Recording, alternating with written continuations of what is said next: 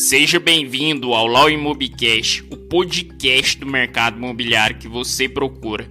E hoje iremos comentar sobre a Lei 13.786, de 27 de dezembro de 2018, a vulgarmente conhecida Lei do Distrato, e a sua aplicação aos loteamentos.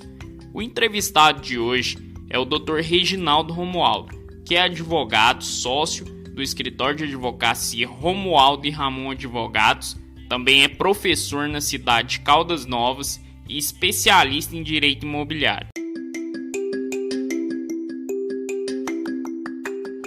Olá, meu nome é Reginaldo, como já dito, sou advogado, militante na área do direito imobiliário aqui em Caldas Novas. Atuo nessa área já tem alguns anos e, além dessa área, também atuo em conjunto no direito do trabalho e processo do trabalho.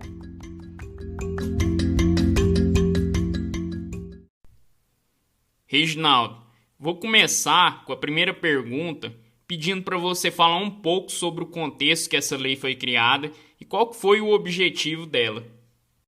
Olha só, Matheus, essa pergunta é bastante interessante porque essa lei, na verdade, eu julgo que ela é uma resposta da sociedade, né, por meio da norma que a gente chama de norma fonte material do direito, né, que é a pressão da sociedade sobre o legislativo para positivar o anseio de uma classe ou de toda a sociedade em si. E ela veio como resposta ao que nós chamamos de ativismo judicial. Porque não existe, ou não existia, né, antes da Lei 13.786, nada disciplinando essa questão do distrato, né, que pegou esse nome de distrato, mas daqui a pouco nós vamos falar que até é um pouco equivocado esse nome, mas não tinha nada disciplinando. Então, veio o judiciário e começou no seu ativismo, ou seja, começou a legislar. Tinha juiz que achava que 10% estava bom para reter, o resto tinha que devolver corrigido. Ou seja, muitas das vezes, uma pessoa que comprava um lote, você tinha que devolver para ela muito mais do que ela pagou. Esses 10% que você retia, que ficava retido com a empresa, não era capaz de cobrir nem de longe os gastos e os prejuízos que a empresa teve com esse contrato cancelado. Então, o STJ, ele tinha um posicionamento dessa retenção de 10% a 25%, mas era raro os casos dele aceitar mais de 10%. A maioria dos juízes era 10, 10, 10.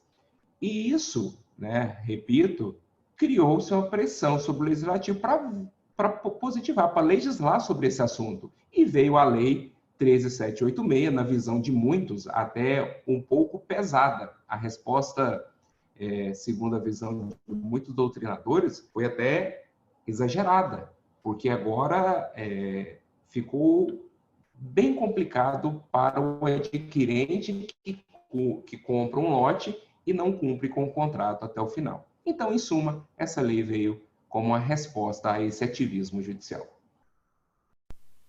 Com esta lei que foi criada em 2018, como que vai ficar aqueles contratos firmados anteriormente e quem tem ações em andamento antes da lei pode se beneficiar de alguma forma? Matheus, vamos lá. Vamos trazer aqui 2 pontos. O que já tem ação, opinião pessoal, vejo que não, e opinião de todos também que não se aplica a ela. Tá? Por quê? Porque quando já se tem ação, com certeza, ou já houve o pedido da rescisão, e aí a gente tem, né, por segurança jurídica, por aplicação da LINDB, salvo engano, artigo 6º da Lei de Introdução às Normas do Direito Brasileiro, nós temos que ter respeito ao ato jurídico perfeito, né, ali ao momento do ingresso da ação, para aplicar a legislação vigente à época. Então, se a lei veio depois, a ação já estava em curso, né, acho que é unânime essa questão de não se aplicar ela. Outra questão diferente é naqueles contratos firmados antes da lei, mas que a resolução, a resilição, ou seja, o distrato ocorreu após a vigência da lei. Aí, nesses casos, a minha opinião pessoal é que deve se aplicar. Porque a lei, vamos assim, fazer uma analogia com o direito tributário, o fato gerador, onde ela vai incidir, é na rescisão, né? Que rescisão é um gênero que cabe resilição, resolução e etc. Então, se no momento da rescisão foi após a vigência da lei, então aplica-se ela. No entanto, ressalvo aqui que esse meu entendimento, ele é minoritário. O entendimento majoritário aí é de que não. O STJ, inclusive, já teve a oportunidade de falar sobre isso e ele se posicionou que nos contratos pretéritos à lei, ela não se aplica. Então, aplicaria somente aos contratos firmados após a vigência da lei, ou seja, após dezembro de 2018. Reginaldo, o que a lei do distrato trouxe que permite que seja deduzido, no caso de rescisão ali do contrato de aquisição de um lote, se essa culpa for do comprador? E nós sabemos ali da questão da fruição, que eu quero até que você explique um pouco. E se existe a possibilidade do adquirente ficar com um saldo devedor além do que ele já pagou?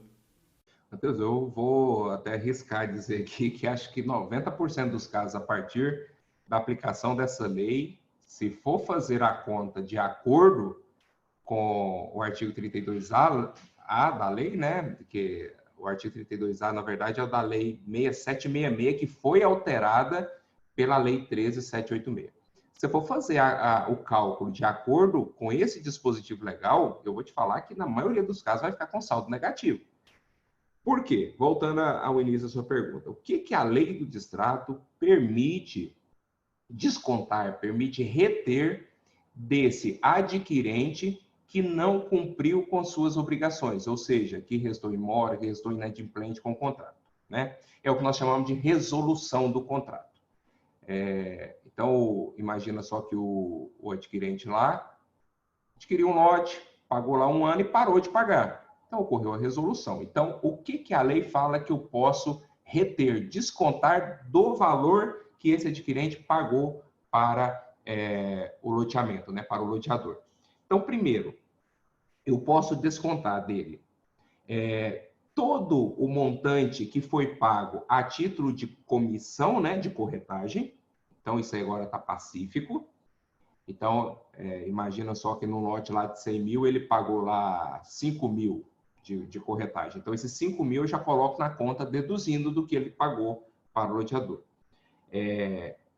Isso, inclusive, era admitido antes, porque esse valor nem vai para o loteador, ele vai para o corretor ou para a imobiliária. Além disso, eu posso cobrar uma cláusula penal, ou seja, uma multa, limitada ao valor de 10% do contrato, do valor atualizado do contrato. Então, nesse exemplo nosso, o contrato de 100 mil, 10 mil reais de multa é o limite que eu posso cobrar. E eu vou ser bem sincero, todos os loteadores vão colocar essa multa no seu percentual máximo de 10%. Além disso, o que eu posso reter também? Todos aqueles encargos moratórios relativos às prestações em atrasos que foram pagos pelo adquirente. Então, imagine que desse exemplo nosso, dessas 10 parcelas que o adquirente pagou, ele pagou lá 5 em atraso. Então, incidiu juro, incidiu multa, incidiu eventuais honorários advocatícios de cobrança. Então, tudo isso vai ser retido. Tá? Então, todos esses encargos moratórios serão também retidos. Além disso, IPTU, eventual IPTU que ele pagou. Então, todos os impostos sobre aquele imóvel que ele adquiriu também vai poder se reter esses valores. E, por fim, ainda tem a fruição. O que é a fruição? É como se fosse um aluguel, certo? Sobre aquele terreno. Porque quando o adquirente compra, geralmente ele já recebe a posse do imóvel. Então, nesse período que o imóvel ficou com ele, né, na posse dele, eu posso cobrar o equivalente até 0,75% ao mês, desde a transmissão da posse até a restituição do lote ao loteador. Então, veja só, são muitas deduções. Só essa fruição, fazendo uma conta muito rápida aqui, se você pega um imóvel de R$ 100.000, parcelado em 200 vezes, um exemplo, a parcela que a pessoa vai pagar por mês é de R$ 500, certo? Se você pega esse mesmo R$ 100.000 e verifica a fruição mensal de 0,75, vai dar 750 por mês. Ou seja, nem o que ele paga por mês de prestação cobre nem mesmo a fruição. Então, por aí você percebe que, na maioria das vezes, repito, o cálculo de restituição vai dar negativo. Você falou aí que, na prática, a maioria dos casos fica com saldo devedor. E, para deixar a explicação mais clara, o que o adquirente tem direito caso ele dê causa à rescisão do contrato? Se ele der causa à rescisão, se eventualmente sobrar algum valor a restituir, ele tem direito a essa restituição. Obviamente, com correção, conforme determina a lei, né, com correção monetária pelo índice estabelecido do contrato. E uma coisa bem interessante que a lei também diz é que o seguinte: qual o prazo que o loteador tem para devolver esse eventual valor para o adquirente? Se você for lá no artigo 32A, parágrafo 1º, primeiro detalhe, ela vai falar o seguinte: loteador, você pode devolver esse valor em até 12 vezes. Olha só, então eu já posso parcelar esse valor em até 12 vezes. Mas quando que eu vou começar a pagar a primeira parcela? Aí vai depender. Se o loteamento ainda estiver com obras em andamento, 180 dias após o previsto de conclusão de obra. Então, imagina só que o meu contrato lá está prevista a obra para 2021, janeiro de 2021. Então, só 6 meses, ou seja, 180 dias após, é que eu vou pagar a primeira parcela. Segunda hipótese, se o loteamento já estiver com as obras concluídas, aí essas 12 parcelas, eu posso começar a pagar ela com a carência de 12 meses após formalizar a rescisão contratual. Então, isso aí acaba dando um fôlego para o loteador também. Porque antes, repito, o ativismo judicial era retém só 10%, corrige, aplica juro e devolve de uma vez só à vista. Então, muitas das vezes, o loteador acabava não suportando tantas devoluções. Qual seria o momento que o loteador ou o adquirente vai poder pedir a resilição unilateral ou a resolução do contrato? Olha só, vamos separar aqui dois conceitos primeiro. A resilição unilateral ou a resolução do contrato? A resolução é quando ocorre, vamos dizer assim, no linguajar mais simples, quando ocorre o descumprimento por alguma das partes do contrato. Então, eu vou resolver o contrato. Então, ocorre a resolução. Então, quando que pode o loteador ou adquirente pedir a resolução? Quando houver descumprimento daquelas obrigações assumidas no contrato, no negócio jurídico, por uma ou por outra das partes. Exemplo, adquirente deixou de pagar o lote. Eu posso requerer, a resolução, posso considerar resolvido o contrato.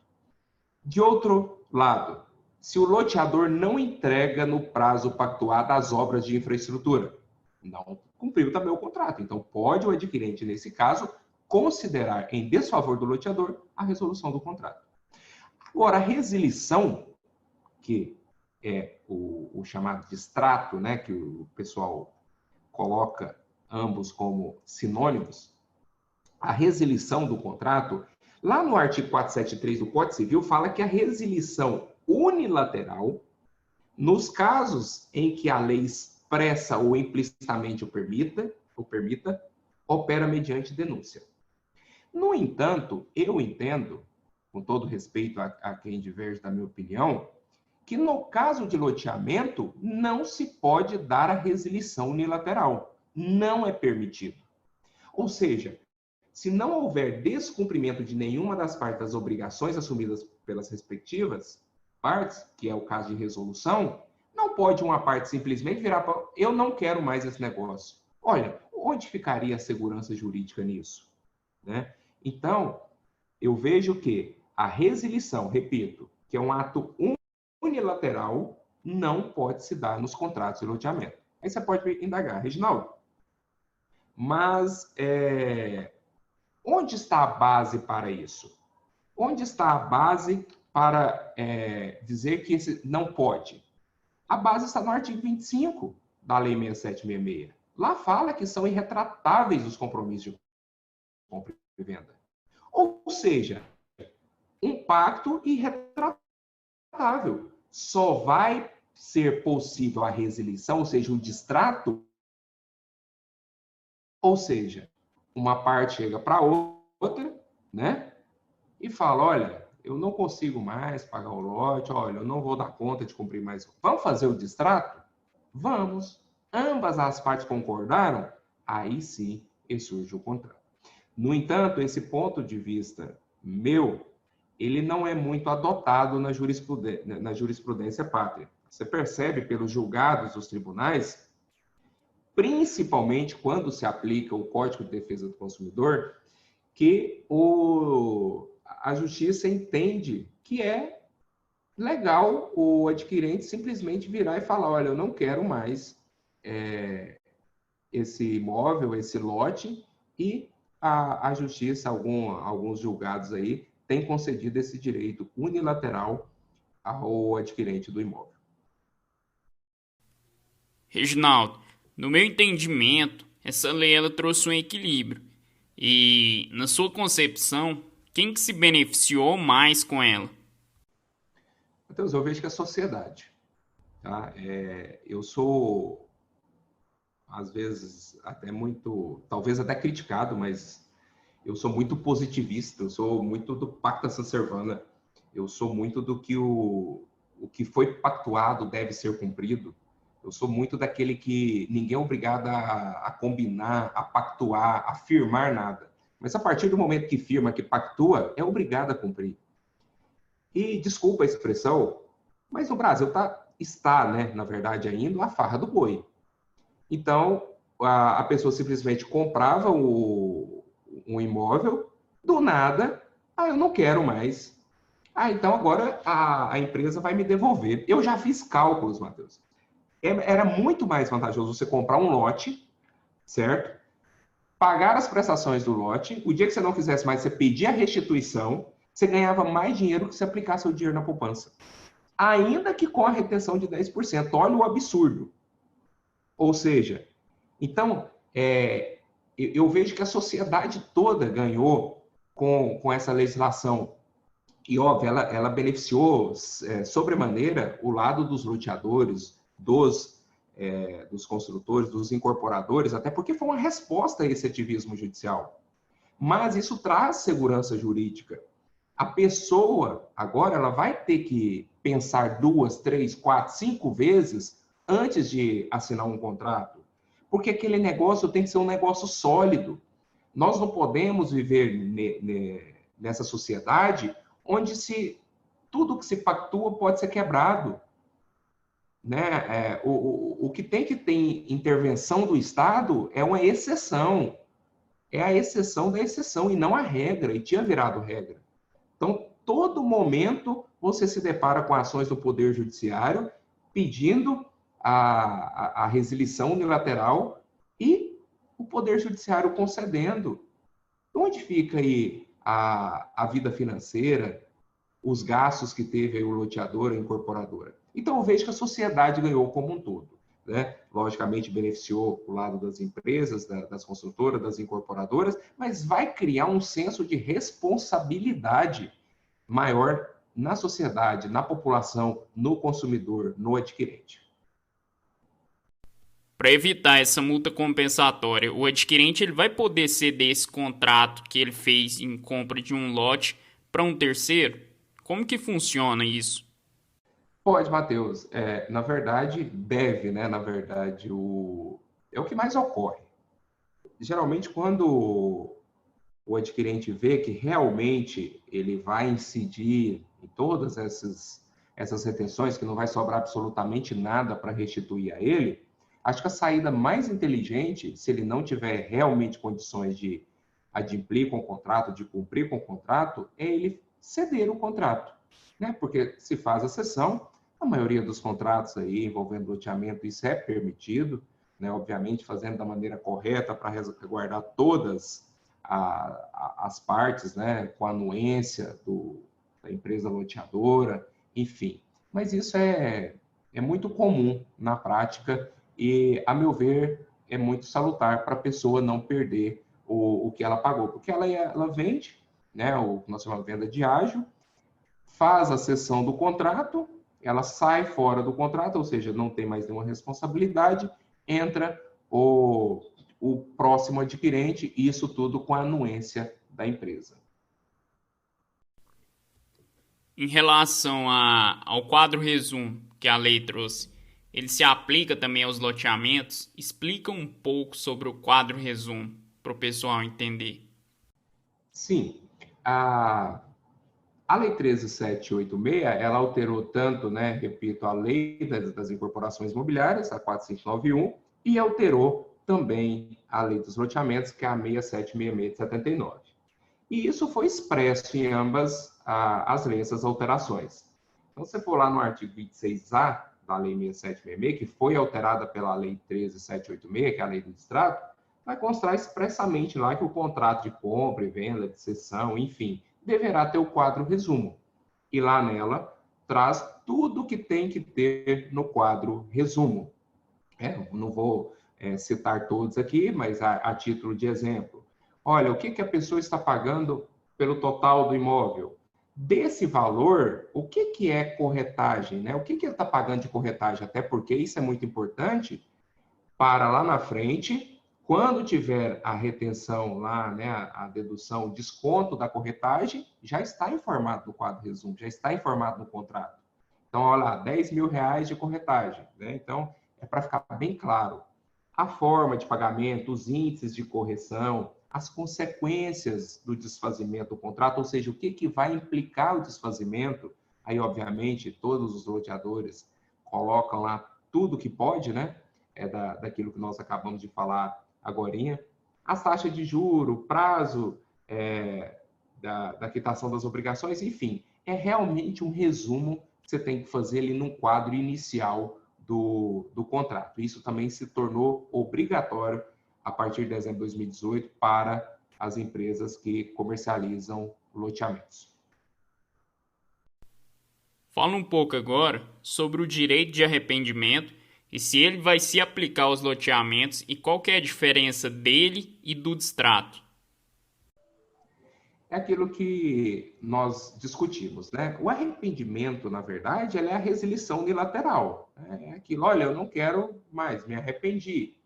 Mas a gente vê que, conforme eu argumentei, né, na nossa humilde opinião, que são irretratáveis os compromissos de compra e venda de loteamentos à luz do artigo 25 da Lei 6766.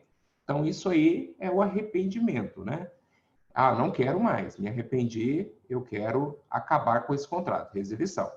Distrato de outra banda é, na verdade, a meu sentir, uma composição, um acordo entre as partes. Ou seja, vamos distratar, até porque, remetendo lá novamente ao Código Civil, o artigo 472, lá fala que o distrato se faz da mesma forma exigida para o contrato. Né? Então, seria exatamente aquele exemplo que nós demos. Olha, o adquirente chega para o loteador, da empresa loteadora, olha, eu não dou conta mais de pagar, vamos fazer um distrato? Talvez até vantagem para a loteadora pegar aquele imóvel de volta. Não, vamos fazer, vou te devolver tanto, etc. Isso tem que estar previsto lá no contrato, inclusive no quadro resumo. Então, basicamente, essa é a diferença. Um é ato unilateral, o outro é ato bilateral. Reginaldo, chegamos agora na última pergunta. Existe uma diferença entre o adquirente comum e o consumidor? Explica para nós um pouco se existe essa diferença e o tratamento que a lei tem entre um e outro? Basicamente, é a incidência ou não do Código de Defesa do Consumidor, né? Vamos lá, vamos tentar aqui de forma bem simples. Se o adquirente não é consumidor, em regra, o equilíbrio das partes ela é maior, inclusive no âmbito processual, porque subentende que as partes estão no mesmo pé de igualdade. Então, ali, eventual cláusula que foi avançada vai ter que ser cumprida e etc. De outro lado, se aplicar o Código de Defesa do Consumidor, que nós sabemos que é uma norma protetiva, e nós sabemos que todas as normas protetivas, ela tem, na sua essência, a chamada isonomia, né? Ou a igualdade material, que se diz. E a gente sabe que essa igualdade material, ela nos remete lá ao conceito de Aristóteles, que é tratar igualmente os iguais e desigualmente os desiguais na medida de sua desigualdade. Então, aplicando o CDC, eles entendem, né? O CDC entende que as partes são desiguais, ou seja, que o loteador com o adquirente consumidor estão desiguais e, por isso, a lei vai tratar eles de forma desigual para que eles tenham uma igualdade. Fazendo como? Dando, entre aspas, mais vantagem ao consumidor, ao adquirente, inclusive no âmbito processual, com o famoso inversão do ônus da prova, eventuais alegações de cláusulas abusivas, né? Por exemplo, antes da lei do extrato, a gente colocava lá no extrato, por exemplo, uma retenção, uma multa, né? de 25%, de 30%, enfim. Vinha o consumidor, não, isso é abusivo à luz do Código de Defesa do Consumidor, e geralmente era acatado, né? Então, tudo que você elege num contrato, outro exemplo, se o contrato é entre duas pessoas sem incidência do Código de Defesa do Consumidor, se eu colocar uma eleição de foro, ou seja, olha, se der algum problema nesse contrato, onde nós vamos resolver? Olha, vamos resolver no foro de Caldas Novas. Pronto, vai ser resolvido no foro de Caldas Novas. Agora, se incidir o CDC, por exemplo, a pessoa comprou um lote aqui, mas mora em São Paulo. Ele pode propor ação lá. A empresa que tem que se deslocar até o foro de São Paulo para se defender. Entendeu? Então, existe uma série de vantagens para o adquirente se em favor dele for aplicado o Código de Defesa do Consumidor.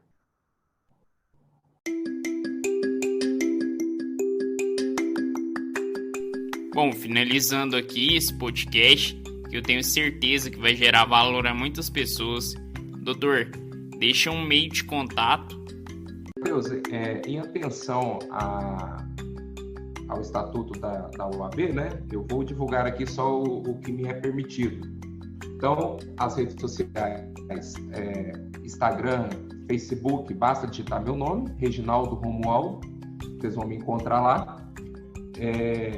E o e-mail, eu utilizo o e-mail da docência, né? Eu também sou professor. Então, prof.reginaldoromualdo@gmail.com, tá bom? E sempre lá no Instagram, sempre a gente está publicando algum conteúdo jurídico lá voltado ou para a área de direito de trabalho ou para a área do direito imobiliário. Reginaldo, eu quero te agradecer por você ter participado com a gente aqui nesse podcast, por ter aceitado o convite e por estar compartilhando conhecimento para todas as pessoas de forma livre e gratuita. Eu que agradeço. Parabéns aí pelo projeto. Eu acredito que são de iniciativas assim que o Brasil precisa, porque acho que conhecimento, ainda mais nesse formato, atinge um maior número de pessoas e sempre será muito bem-vindo.